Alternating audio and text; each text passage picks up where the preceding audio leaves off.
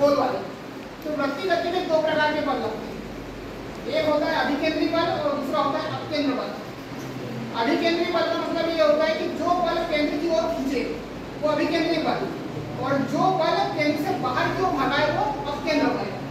ठीक है, तो जैसे अभिकेंद्री बल कब काम करता है और अपकेंद्र बल कब काम करता है, इसके पीछे का कारण ये है कि जब आप स्पीड कम रखते हैं तो आपके मतलब आपके ऊपर अभिकेंद्री बल काम करने लगता है, और जब आप स्पीड ज्यादा रखते हैं तो आपके ऊपर अपकेंद्र बल काम करने लगता है।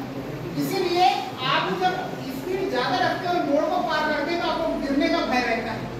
कारण ये है कि आपकी स्पीड ज्यादा है, आप उसको मोड़ नहीं पाएंगे, आपको आपके ऊपर जो अपकेंद्र बल काम करेगा वो आपको केंद्र से बाहर की ओर फेंकने का काम करेगा, आपको केंद्र से बाहर की ओर आपको लेके जाएगा। इसीलिए आप गिर जाते हैं या बाहर की ओर चले जाते हैं। और जब आप स्पीड को कम रखते हैं तो क्या होता है कि आपका जो भार है पूरा पूरा वो केंद्र की ओर बना रहता है, क्योंकि आपके ऊपर अभिकेंद्री बल लगता है जो केंद्र की ओर खींचता है, और आसानी से आप ऐसा झुक करके पार कर लेते हैं। तो मैं मौत को किस किसने देखा है? सरकार से मौत को देखे हो?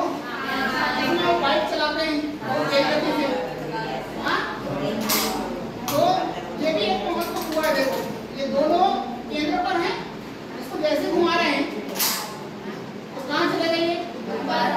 दोनों सिरे पर चले गए। मतलब इनके ऊपर भी अपकेंद्र बल काम करता है। अपकेंद्र बल मतलब केंद्र से बाहर की ओर बल लगता है। तो जो मौत वाले जो बाइक राइड करते हैं ना, वहाँ पर अपकेंद्र बल काम करता है। इसीलिए वो इजी तरीके से उस दीवार के ऊपर टिके रहते हैं। यदि वो अपनी स्पीड को कम कर लेंगे तो उनके ऊपर अभिकेंद्री बल काम करने लगेगा और वो दीवार से गिर जाएंगे।